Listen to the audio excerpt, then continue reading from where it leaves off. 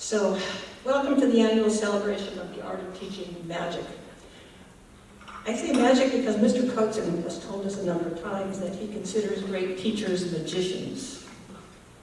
And as a result of the special experiences that teachers provided him when he was a young boy, he's wanted to kind of spread that magic around.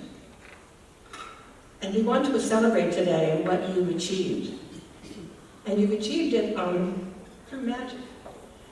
The why, the what, the how you teach has just grown enormously in many different ways. And we know it wasn't just done through wizardry or potions or teacher's guides or pacing guides, but through reflection, hard work, collaboration, and taking advantage of every opportunity you have to see another great teacher teach. And because of your willingness to be as good as you are, but to admit that there's always something that you can do, I think that's really the magic of you. And you inspire us all, and we hope that you will continue to come back to us because we gain power from you. And Jan, will you start us off? I'm Jan Glusac from Rincon Elementary in Culver City.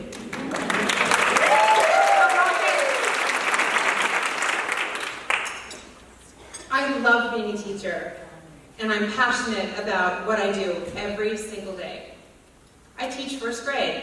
Yes, they're super cute. Yes, they're silly and hilarious and make me laugh a lot every single day. And yes, they give me the gift of constant feedback about the good, the bad, and the ugly of my teaching practice, and they are the true mirror in which I must look. If you're a first-year Cotsen Fellow, I know the excruciating pain of watching your beginning of the year video. I must apologize to Barbara right now for mine. After I overcame the initial shock at the unflattering view of my backside, I focused on the lesson. I don't know what was more painful for me to watch. Me reading a dominoes-themed counting book, page after riveting page of dominoes starting with one dot, and with each subsequent page adding yet another dot.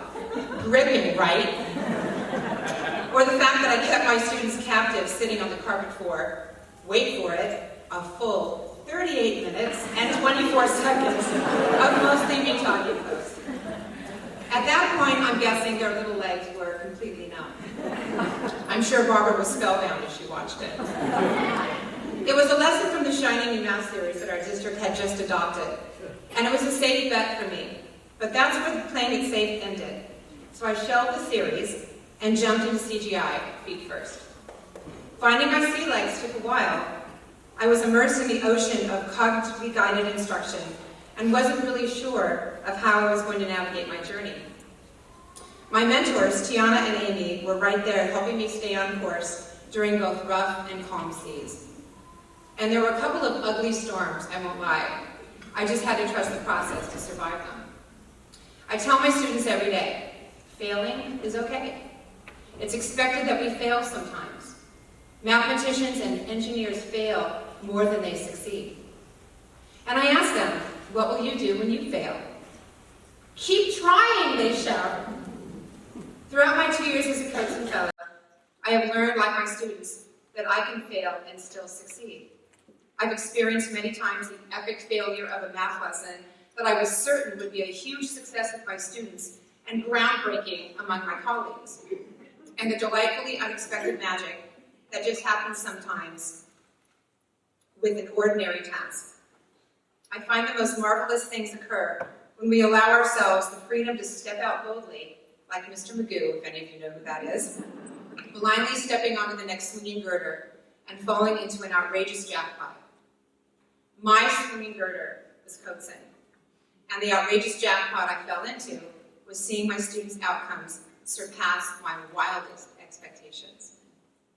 By questioning and conferring with the students were the most difficult skills I tackled the first year as a fellow. I had a clipboard with a cheat sheet of questions and really felt way out of my league when it was time to confer with the students.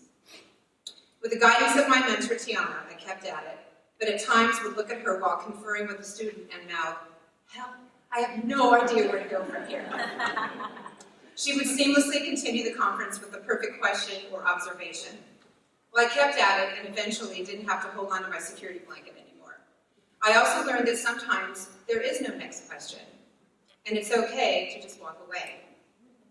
Suddenly, questioning and conferring invaded my entire practice. It bled into everything: reading, writing, science, my student teachers, cocktail parties, the shoe and hair guy, the cop who pulled me over after an illegal U-turn, my gardener, and the car wash attendant. By keeping the focus on my students' needs, it allowed them to drive the bus, and I was just there to guide them so they didn't crash. As a teacher, the effect of the Cotsen experience has been nothing short of transformative.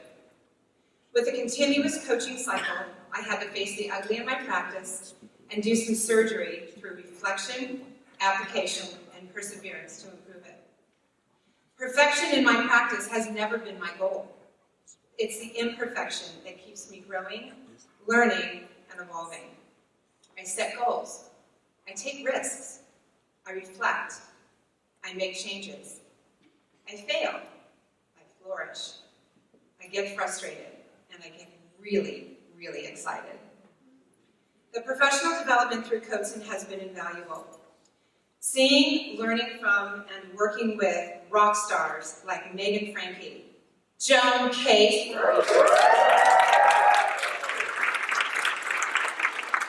Joe Bowler, Angela Chan, and Nick Johnson were extraordinary. The time made possible by Cotsen to have rich, meaningful, and vibrant conversations with our mentor, Dr. Amy Hodge. Dr. She just got her EDD. My cohort at Rincon and the network of positive, growth-minded teachers we have met through Cotsen has been incredible. I have so much confidence as an educator and feel very well equipped to be a true leader, a strong support, and mentor to my teaching colleagues everywhere. I've witnessed my class absolutely fall head over heels with math. I now understand how we could do math all day and never be bored. I love it when my students choose math and engineering activities as rewards for filling up their warm, fuzzy jar. I get goosebumps when I hear, "Wait! Oh, I know what to do now!" And I'm tickled with pride when I hear students explain their thinking with logic and clarity. When gathering ideas for my speech, I Googled, what makes a good public speaker? Don't judge me, this would give anyone anxiety. According to one article, it read that, and I quote, "A good speaker motivates everyone. They make the room feel good and inspired, and everyone feels that they can succeed and accomplish incredible things." That's why Tony Robbins has such a huge following. Well, I'm not giving Tony Robbins a run for his money here, but I did think that that's exactly the way that I want my students to feel. And then I realized that being on this Cotsen journey for the last 2 years has made me feel that same way. Good, inspired, fearless, and able to succeed and accomplish incredible things. That is an exceptional gift that I have been given, and in turn, I can give to my beautiful students. Thank you, Mr. and Mrs. Cotsen, and thank you to the Cotsen Foundation for this most extraordinary